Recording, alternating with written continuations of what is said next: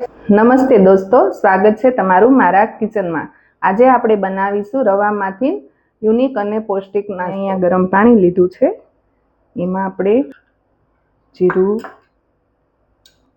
Chilli flakes, તલ અને 1 ચમચી લસણની પેસ્ટ, મીઠું। હવે આપણે એમાં રવો નાખશું।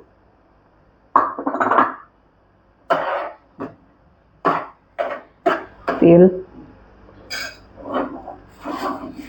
બાફેલા બટેકા 2 લીધા હતા અને ખમણી લીધા છે।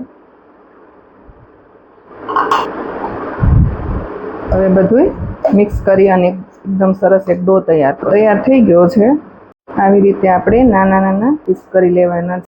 હવે કાંટા ચમચીના મદદથી આપણે સરસ મજાનો હવે આપણે અહીંયા તેલ મૂકી દીધું છે, ગરમ થઈ ગયું છે। હવે એમાં આપણે નાખશું।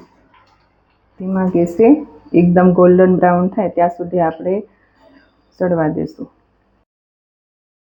સરસ ક્રિસ્પી થયા છે, બહારથી એકદમ ક્રિસ્પી અને અંદરથી એકદમ નરમ।